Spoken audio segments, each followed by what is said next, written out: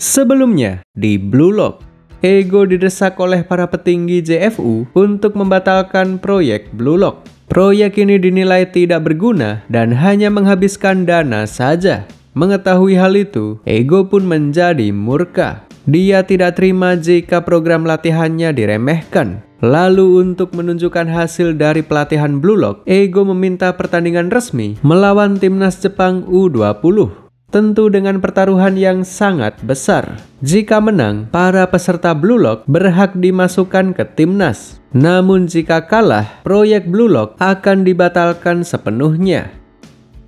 Blue Lock Season 2.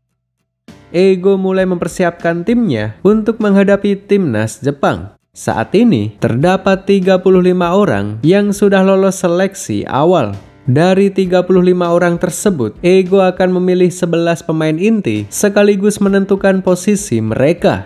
Pertama-tama, Ego mengumumkan 6 pemain terbaik di seluruh Blue Lock ini. Nomor 1, Hitoshi Rin. Nomor 2, Shido Ryusei. 3, Karasu Tabito.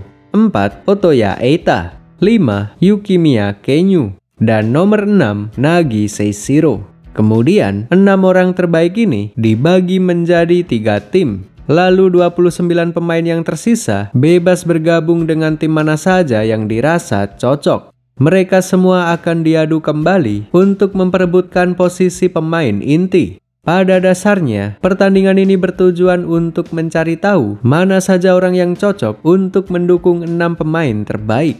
Isagi memilih bergabung bersama Rin dan Shido, si ranking 1 dan 2 di seluruh Blue Lock. Isagi akan berusaha membuktikan diri bahwa dia layak mendampingi sang pemain terbaik.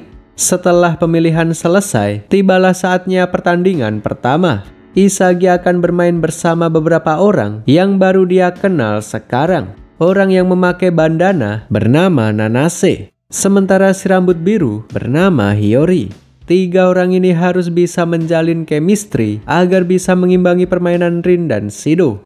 Begitu pertandingan dimulai, seperti biasanya, Isagi selalu menganalisa apa yang terjadi di lapangan. Lalu, dia dikejutkan dengan permainan Shido yang terkesan serampangan. Dia membelakangi bola, lalu menendang dengan tumit. Tendangan yang mirip kungfu ini berhasil mencetak 1 angka untuk tim Isagi. Giliran tim putih membalas serangan. Karasu, si ranking 3, mampu menggiring bola sendirian melewati Shido dan Isagi sekaligus. Dengan kemampuan individualnya, dia berhasil menyamakan kedudukan.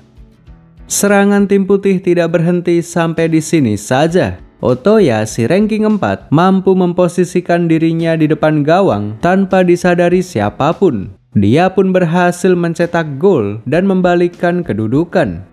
Kebobolan 2 angka membuat Rin sedikit murka. Dia pun menunjukkan kualitasnya sebagai ranking 1. Dia bersembunyi di belakang punggung Shido lalu melakukan tembakan langsung. Kiper telat bereaksi karena Rin benar-benar tidak terlihat. Dengan gol ini, maka kedudukan sekarang menjadi 2-2. Namun, kedudukan ini tidak bertahan lama. Tim putih lagi-lagi bisa dengan mudah membalas ketertinggalannya. Dan sialnya lagi, terjadi sebuah kesalahpahaman antara Rin dan Shido. Mereka berada di titik yang sama dan saling rebutan bola. Akibatnya, mereka bertabrakan dan kehilangan kesempatan untuk mencetak angka. Akibat kesalahan ini juga, tim putih lagi-lagi memimpin pertandingan dengan skor 4-2. Melihat Rin dan Shido yang tidak bisa akur, Isagi pun terpikirkan sesuatu.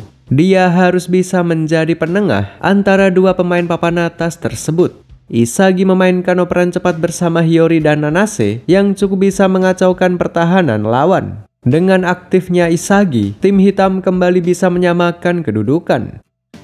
Kemudian di menit-menit terakhir, Isagi lagi-lagi menunjukkan taringnya. Dia bersembunyi di belakang Rin dan Shido sambil menunggu saat yang tepat untuk menerjang. Lalu ketika operan datang, Isagi melesat melewati tengah-tengah Rin dan Shido, lalu mengambil bola dan langsung menembak hingga menghasilkan sebuah gol. Gol dari Isagi berhasil membawa tim hitam memenangkan pertandingan. Pertandingan berikutnya berfokus pada perkembangan Mikage Reo, si rambut ungu yang begitu terobsesi dengan Nagi. Disinilah kesempatan baginya untuk membuktikan bahwa dia layak bermain bersama Nagi. Hasrat yang begitu kuat membuat potensinya terbangkit. Sekarang dia bisa meniru teknik dari siapapun yang diinginkannya. Dia ini mirip seperti Kiseryota di Kuroko no Basket, sama-sama ahli dalam meniru. Sementara itu, di kantor JFU, para petinggi sedang melakukan negosiasi dengan Itoshi Sae, si pemain jenius kebanggaan Jepang yang sudah melalang buana di luar negeri. Dia juga merupakan kakak dari Itoshi Rin. Sae diminta untuk memperkuat timnas. Dia bersedia dengan satu syarat, yaitu dia ingin merekrut satu orang dari Blue Lock untuk ikut bermain bersamanya. Para petinggi menyanggupi syarat apapun yang diajukan oleh Sae. Kembali ke Blue Lock, semua pertandingan seleksi telah selesai. Ego sudah memutuskan siapa saja yang masuk dalam jajaran pemain inti. Semua pemain diminta berkumpul dalam satu ruangan untuk mendengar pengumuman. Posisi striker utama diisi oleh Itoshi Rin. Posisi kiper diisi oleh Gagamaru. Dia dipilih karena memiliki refleks dan elastisitas yang bagus. Kemudian dua bek tengah diisi oleh Aryu dan Nico. Dua bek samping diisi oleh Chigiri dan Bachira. Posisi gelandang bertahan diisi oleh Karasu. Posisi sayap kiri dan kanan diisi oleh Otoya dan Yukimiya. Lalu dua orang terakhir di posisi gelandang serang adalah Nagi dan Isagi. Mereka bertugas membantu striker untuk mencetak angka. Inilah 11 pemain inti yang akan bertempur menghadapi timnas Jepang. Yukimiya sempat bertanya kenapa Shido tidak terpilih, padahal dia ranking 2 di seluruh Blue Lock. Ego pun menjelaskan bahwa Shido tidak memiliki chemistry dengan Rin. Dalam pertandingan seleksi, mereka tidak bisa akur dan tidak bisa bekerja sama. Selain itu, Shido juga gampang tersulut emosi yang berpotensi mengundang kartu merah. Sebenarnya, Ego berencana menggunakan Shido sebagai striker pengganti Rin. Namun Ego tidak bisa melakukan itu karena Shido harus bergabung dengan timnas U20. Ternyata, Shido lah orang yang diminta oleh Sae untuk bermain bersamanya. Sae melihat potensi yang ada pada Shido dan merasa bisa memanfaatkannya. Pertandingan akan dimulai 15 hari lagi. Dalam masa-masa tenang ini, mereka diminta melatih fisik, menjaga pola makan, serta istirahat yang cukup. Ego juga memberi mereka materi kuliah tentang cara mengeluarkan potensi yang terpendam. Dia mengajarkan tentang konsep flow kepada semua pemain. Flow adalah kondisi fokus tingkat tinggi yang sebenarnya sering ditemui di kehidupan sehari-hari. Seperti contohnya saat bermain catur, bermain musik, atau bahkan dalam pekerjaan formal. Ketika seseorang berkonsentrasi dalam satu hal, kinerja otak mereka terpacu untuk meraih tujuan tertentu hingga memaksa keluar potensi yang selama ini terpendam. Dan satu-satunya cara untuk memasuki kondisi flow adalah dengan menantang diri sendiri untuk menaklukkan sesuatu yang sulit. Ibarat dalam sebuah game, karakter level 20 melawan naga merah level 50. Saat pertandingan seleksi, Isagi tanpa sadar memasuki kondisi flow karena keinginan yang kuat untuk bersaing dengan Rin dan Shido. Isagi tahu bahwa Rin dan Shido jauh lebih kuat darinya. Mereka berdua ibarat naga merah level 50, sementara Isagi manusia biasa level 20. Karena tertantang untuk menaklukkan sesuatu yang sulit, Isagi pun tanpa sadar memasuki flow dan berhasil membuat keajaiban. 15 hari telah berlalu. Pertandingan besar yang menentukan sepak bola Jepang akan segera dimulai. Masyarakat begitu antusias menyaksikan pertandingan ini. Mereka berbondong memenuhi stadion dan bersorak hingga membuat seluruh tempat ini bergemuruh. Pertandingan pun dimulai. Tim Blue Lock mulai membangun serangan yang bertumpu pada 3 orang, Isagi, Rin, dan Nagi. Namun sayangnya, pola serangan mereka dipatahkan oleh bek timnas bernama Oliver Aiku. Dia juga merupakan seorang kapten yang memimpin tim ini. Tim Blue Lock cukup kesulitan menembus pertahanan timnas. Bola mereka dicuri lalu dioper kepada Itoshi Sae. Begitu tiba di depan gawang, Sae mengoper bola kepada striker timnas yang bernama Sendo. Untungnya, tendangan Sendo masih bisa ditepis oleh Gagamaru. Namun, bola masih bergulir di dalam kotak penalti. Sae segera menjemput bola tersebut, lalu menembak dan berhasil mencetak angka. Ketinggalan 1 angka membuat Rin sangat murka. Dia mengaktifkan mode egois dengan menembak bola di posisi yang sama dengan Sae. Sayangnya, tembakannya masih belum membuahkan hasil. Namun, serangan ini masih belum selesai. Bola yang terpental kemudian disambar oleh Yukimiya dan langsung ditembakkan. Namun bek timnas masih bisa menghalau serangan tersebut. Bola kembali terpental dan mendarat di kaki Otoya. Dia juga mencoba menembak namun masih belum bisa membobol gawang. Bola kemudian terpental ke arah Nagi. Dia pun memamerkan kemampuan individualnya. Dia memantulkan bola ke atas, lalu dia melompat berputar dan melakukan tendangan. Teknik ini berhasil mengecoh 2 bek timnas dan berhasil mencetak angka pertama bagi tim Blue Lock. Timnas mulai membangun serangan yang bertumpu pada Sae. Rin pun terpicu untuk menghentikannya dalam duel 1 lawan 1. Sayangnya, Rin kalah dalam duel perebutan bola. Sae berhasil lolos dan mulai mendekat ke area pertahanan Blue Lock. Tibalah giliran bagi Nico untuk beraksi. Penglihatan yang tajam serta kemampuan memprediksi laju bola membuatnya bisa mematahkan serangan dari timnas. Berkat dirinya, bola kembali dikuasai oleh Blue Lock. Mereka pun melakukan serangan cepat dengan mengandalkan Rin. Kali ini, Rin melancarkan tendangan langsung dari luar kotak penalti. Bola melengkung dengan indah melewati beberapa pemain bertahan dan akhirnya masuk ke gawang timnas. Babak pertama pun selesai dengan perolehan skor sementara Blue Lock 2 Timnas 1. Para pemain diberi jeda waktu beristirahat sebelum babak 2 dimulai. Di ruang istirahat timnas, Sae menyatakan kekecewaannya dengan performa tim ini. Sepanjang babak pertama, hanya Sae saja yang berkontribusi. Jika terus-terusan seperti ini, maka timnas akan dibantai oleh Blue Lock. Oleh karena itulah, Shido akan dimainkan pada babak kedua. Dengan adanya Shido, diharapkan timnas bisa membalikkan kedudukan.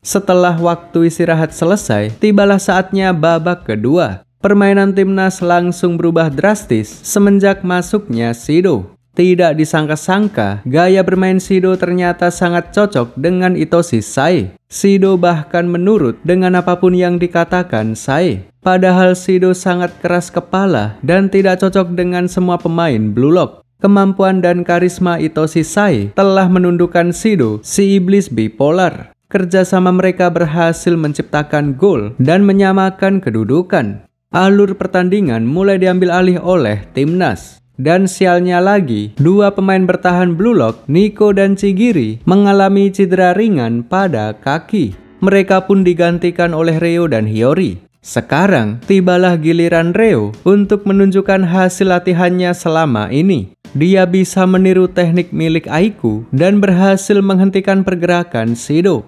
Namun hal ini saja masih belum cukup untuk mengambil alih jalannya pertandingan. Sae dan Shido masih bisa menunjukkan trik lain. Sae memberikan operan jauh, kemudian disambar oleh Shido yang sedang memasuki kondisi flow. Konsentrasinya meningkat maksimal hingga membuatnya bisa melakukan tendangan salto dari luar kotak penalti. Bola melesat begitu cepat dan masuk menjebol gawang Blue Lock. Perolehan skor sementara 3 timnas, 2 Blue Lock.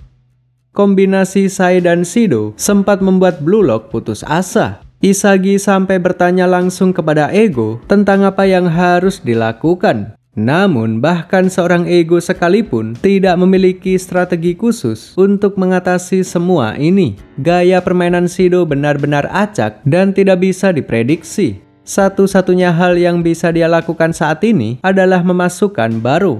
Gaya permainan baru sama acaknya dengan gaya permainan Shido. Ego memintanya bermain egois dan fokus membayangi Isagi. Kehadiran baru benar-benar membingungkan semua orang. Dia merebut bola dari Isagi lalu mendribelnya sendirian. Baik Timnas ataupun Blue Lock, dua-duanya dibuat kebingungan. Namun justru inilah yang mengacaukan keseimbangan di lapangan. Timnas sama sekali tidak bisa memprediksi bagaimana pola serangan dari tim Blue Lock.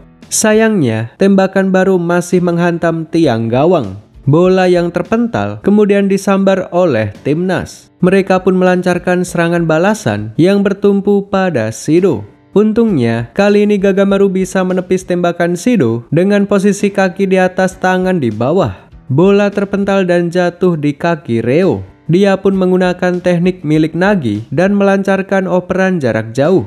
Operan Reo memicu serangan balik untuk tim Blue Lock. Kali ini Isagi bekerja sama dengan Nagi hingga mencapai area gawang Timnas. Namun, Isagi dihadang ketat oleh Sai sehingga memaksanya mengoper kepada Rin. Lalu, ketika bola masih bergulir, tiba-tiba Baru datang dan langsung menendang bola ke gawang. Tendangan yang sangat keras berhasil melesatkan bola ke gawang Timnas. Baru adalah variabel yang tidak masuk dalam perhitungan lawan. Di saat Timnas berfokus pada Rin dan Isagi, tiba-tiba Baru datang dengan keegoisannya. Dia merebut bola yang seharusnya dioper untuk Rin. Hal ini membuat Timnas bingung yang membuat mereka kebobolan 1 angka.